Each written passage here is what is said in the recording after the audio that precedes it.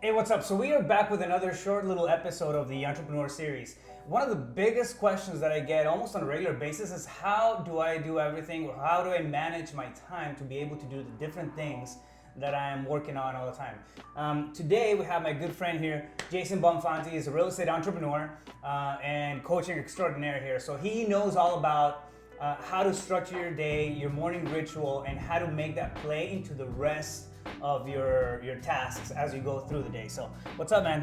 Thanks for bringing in. I appreciate it, man. Thanks for having me here. Yeah, no. So it's again, it's one of the things that always comes up, right? Like, hey, how do you set up your mornings? And then we hear all the, if you look at books, everybody has their own morning ritual kind of deal. How do you manage your stuff?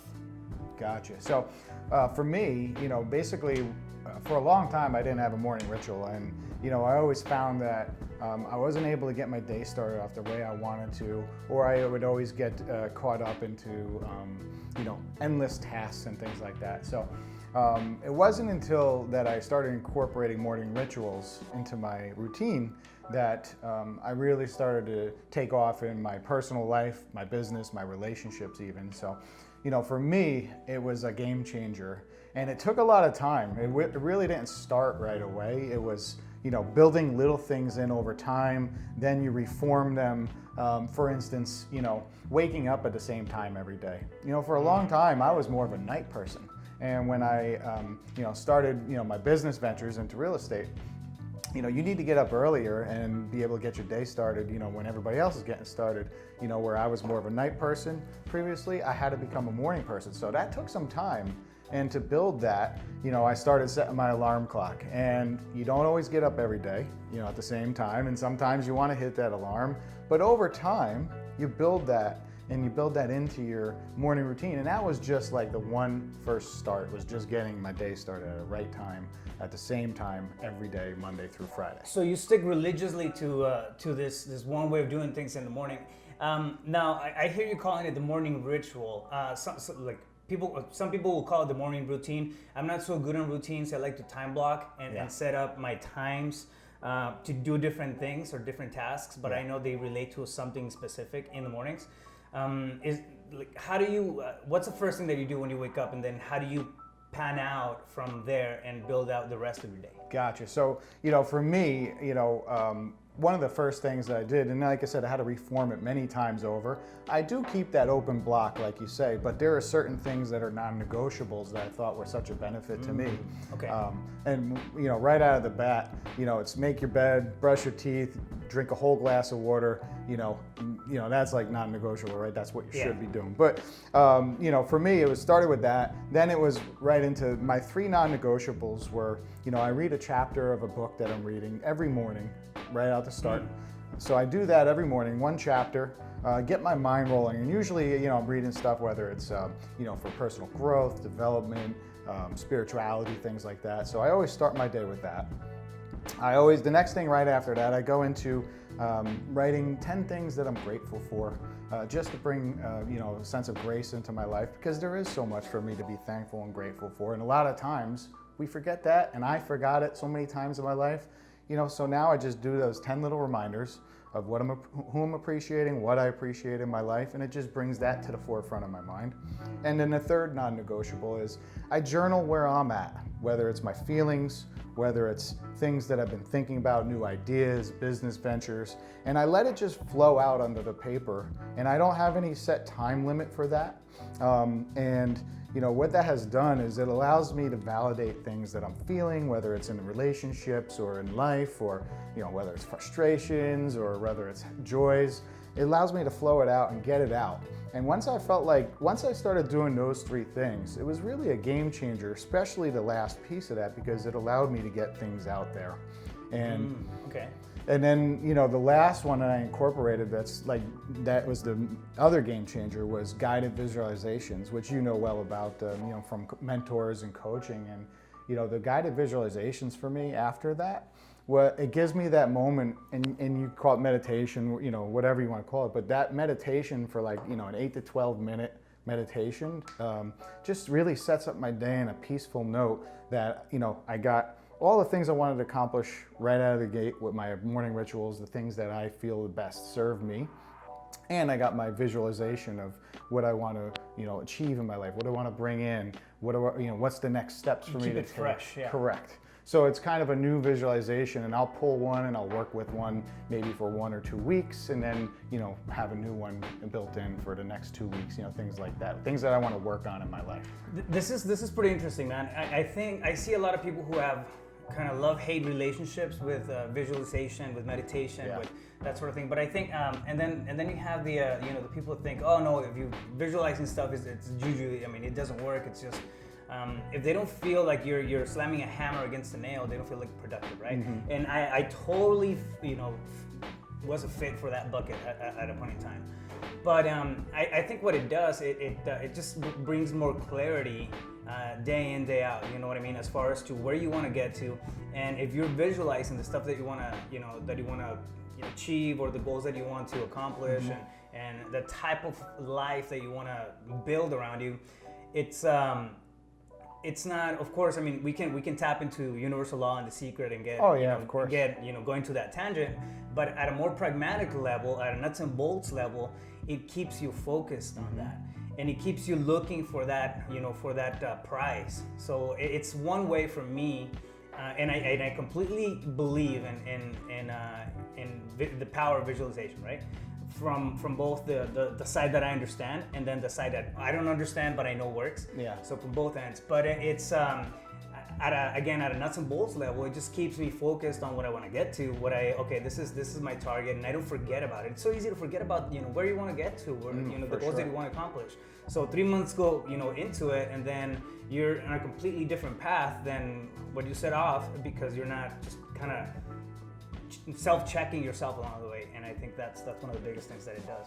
I will tell you one other thing about meditation that was probably the biggest actually takeaway from, I call it visualization / meditation, is, it wasn't even just that part of it, but it was the peacefulness that I bring to the day, to the rest of my day. When my morning has that meditation part, I have this peacefulness, and even if my task list has dozens of things on it, I don't feel that overwhelmed. Like if I was to wake up, throw my clothes on, take a shower, throw your clothes on and get right to it. There's this little bit of a tasky feeling to things, and I used to tend to really get into high gear right out of the gates, whereas with the morning ritual and with that meditation, it allows me to just ease into the morning, and then I'm coming into my work day in a peaceful state, which has really changed how I get tasks done, and I get them done in a much faster way, much less stress, and for sure, definitely much less overwhelmed. Yeah. Yeah. No, I love it.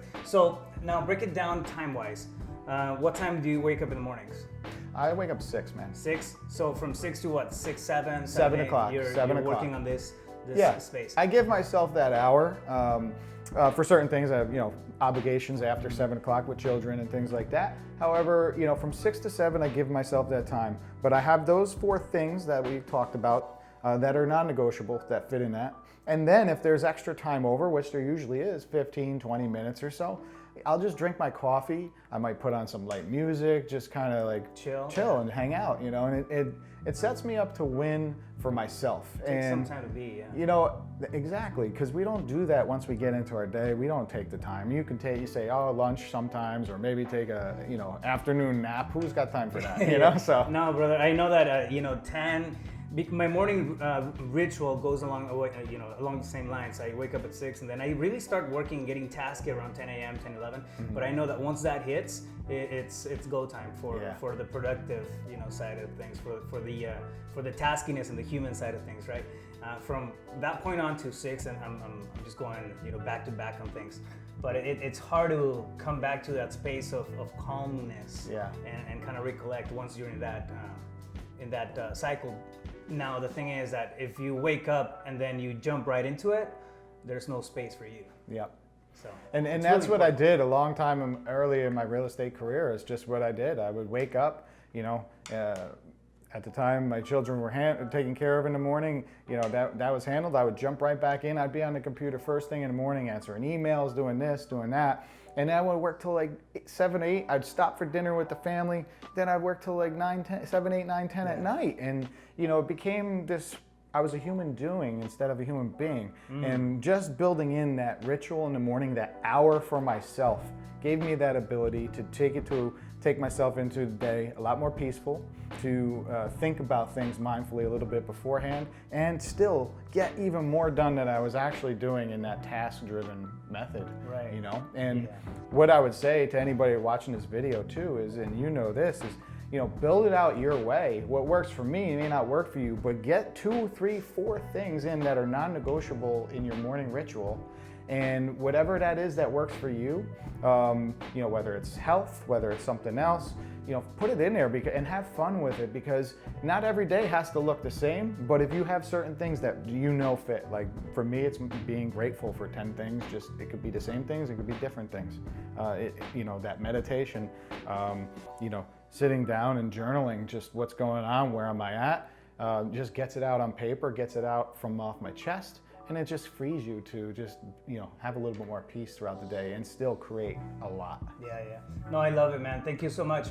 That's great insight, and I completely subscribe to that, because if that space is not there in the morning, just the whole day, it's I feel like I'm trying to catch on to the day as opposed to running it. Well, let me ask you a question real quick, me. you know, just for, you know, the audience listening is, you know, when you do, and there's days that I just have to jump into it. Of course, that's life. Sometimes I get lazy. But you know, exactly that, or you have to jump into it. Like, you know, your schedule is just, it's slammed, and you got to get into it. Right. How do you feel those days compared to the days that you don't? And that's what you answer the question for. And then you come back to it. Like, if you do miss a day, you're probably like me. You're right back on it the next day. No harm, no foul. Like, hey, I just needed to, you know, really hammer it yesterday, and today I'm back to my ritual. The funny thing is that some days, just as the day goes along, you know, it feels like a scratch. Like, all right, this day is not gonna be, you know, I'll stop forcing things. And, you know, usually it happens when I don't give myself the time in the morning to just get set, get my mindset lined up, and then work on me in the mornings, and then work on the rest of, you know, whatever it is that I'm working on that day. But no, man, I love it. So on the next video, thank you very much, bro, for sharing that with us. On the next video, I'm gonna break down my personal morning routine, and I'm gonna give you guys step by step how I do it. This was Jason's experience, but yeah, don't miss out. The next video is gonna be coming up, and then we're gonna be having that on there as well. So if you have any questions, if you wanna share your morning routine with us, if you wanna bounce the ideas back and forth, don't be shy. Drop a comment, and we'll pick it up from there. Stay tuned, stay focused, you got this.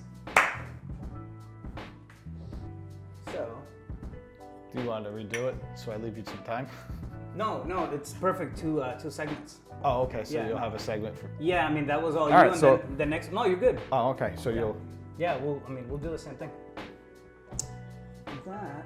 That was about 50K. Yeah. Yeah. So those are going on like the series. They're going on Instagram as the videos. Leave it on. They're going on Instagram as videos. And I feel naked, dude. Oh, yeah. I guess my phone didn't want to play. Were you recording or what? No, I just was keeping a timer. Oh, okay. Just to see if we can keep an eye on it 10 minutes. Yeah. It was probably over. It was probably more like 12, 13. No, I think it was around 8. The mic has a timer. Does it? Yeah. So we don't need this. No, not really. I mean, I'm looking at. It's not working anyways. So, right now we're all in 14 minutes since we started recording. Oh, okay. The other side. So I gotta go back.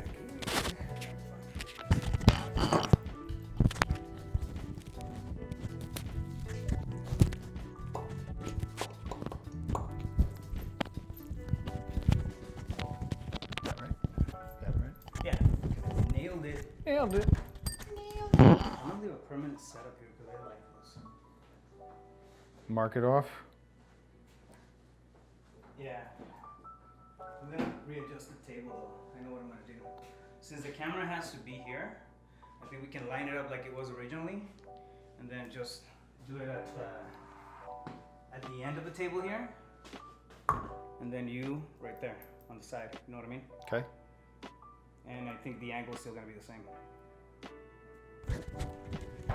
You want to switch it, or you want to leave it? We'll do it on the next one. Okay.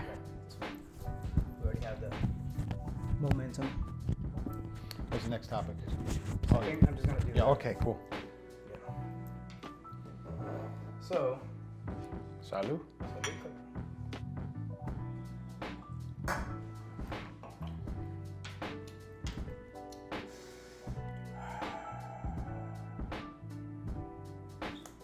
Hey, what's up? Welcome back to.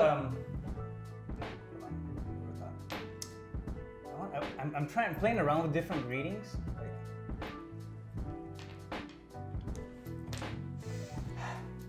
Hey, what's up? Welcome back. So on the last video, we broke down Jason's morning routine, morning ritual, and I think he gave us pretty good insight as to how it lays out his whole day, and it makes him or helps him be more productive throughout the day. So now what I want to do is I want to give you guys just some background on the way that I break down my schedule. For the longest time, I kept trying to build my schedule start off my schedule at 5 in the morning, right? So between 5 and 6, I was looking for meditation time and connection time, but 5 in the morning, it's pushing it for me. I felt a little off in the morning. It wasn't really natural. Then I moved it to 5:30, and I still kind of felt like it wasn't fitting. So I'm talking months, if not years of playing around with this type of schedule. So I finally moved it. So my day now begins at 6 instead of 5. 6 feels good. Yeah. Still, that's. I've okay, done cool. the same thing. Yeah. I don't feel like it's a task. Yeah. I feel like, all right, it's time. I'm ready for it. Even if I go to bed late the night before 6 a.m., it's still a good time to wake up. But I break it down like this. So I'm not a routine type of guy. I get bored easily. Mm-hmm. So I like to do time blocks for my personal time as well. That's very, very effective when you do it at a professional level. You want to time block your cold calling, your prospecting, your tasks. But do the same thing in your morning rituals. So from 6 to 7, I call it my connection time. That's where I connect with me. That's where I have my cup of coffee. It's my silent. The house is usually quiet at that time. I meditate during that time, and I can take an hour meditating, or take 15-20 minutes of that hour meditating. But it's my me time. It's my connect with the self time. One other thing that makes me feel productive is tapping into my creative side. So between 6 and 8, I have creative. It's a creative time block. So that's when I sit down and if I'm, for example, I've been working on a book for a while. That's when I sit down and then spend time in some type of creative tasks. Sometimes I'll just pick up the guitar and then play the guitar for a little bit, but it just gets my creative thinking juices flowing. And those 2 hours kind of fly by so quick. I bet. Oh yeah. And of course, there's little things that that kind of play into that space, but it's 2 full hours of me spending time with me to figure out stuff that I wanna, that I'm excited about. Yeah. That's my like playtime. I push it up to the morning because it's important for me. For sure. So, my third time block is growth and fitness. So between 8 a.m. and 10 a.m. I'm usually working out. That's when I read. If I'm working out, I'll throw on an audiobook, and then I'll just hit it from 2 sides and then go through a lot of books like that. But it's my space for growth, right? So anything that kind of fits that bucket is gonna go in there. If I'm going through like a seminar or training or something like that, that's when I'll sit down and watch it. So between that time block. And I feel so comfortable doing this and breaking it down this way because I know it's not gonna bite into my productivity hours. Right. So 10 a.m. comes along. Between 10 and 11, I literally have alarms at these time blocks. So the first one is at 6 and it says connect. The second one that comes in, and I do it through my Todoist. The second one that comes in at during my creative time, 6 a.m. So it's creative, and then 8 for fitness and health. And I have just prompts that kind of keep me or help me, stay on track.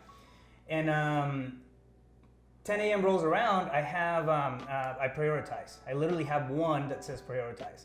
So that's when I take 15, 20 minutes to look at my day, how my day is panning out, look at my calendar, figure out what I'm gonna do, have some breakfast, eat something. But that's the time that I use for lining up the rest of my day, right? So I give myself an hour. So if you look at it, anywhere from 6 a.m. to 11 a.m. It's me and then figuring out my shit for the day. And that really sets me up, because when it comes 12 o'clock, and I know it may sound a little crazy, but this guy starts working, really working at 12 p.m. Yeah, but I mean, I usually go 12 to 6, and that's a nonstop. Yeah. And if you line up, I mean, I don't believe in busy work. Right. During my 10 and 11, I figure out what my top 3 priorities are, and then there's gonna be another video about those. But I'll figure out those, and then I'll make sure that anything that I'm doing throughout the day adds on to those things, and it gives me that level of freedom. It gives me that level of enjoyment. Somebody told me, I can't remember who it was, but somebody told me a simple quote a couple of days ago, and it's discipline is freedom. For sure. Right, and that to me makes it make sense. So 12 p.m. rolls around, and then up until 6, I'm working. That's when I have my meetings. That's when I do coachings. When I schedule all kinds of stuff. And at 6 p.m. I try to disconnect. So I have another trigger. And here's the thing: I know you. Once you're in the office, and once it's go time, it's you're on task the rest of the day. And a lot of times, and I was actually just thinking about this as you were speaking. With you starting your day later, I tend to do that a little later too. I didn't get into a second part in the last video, but starting your day a little later, it's by your design. It's not by anybody else's design, and we'll have another video about life by design.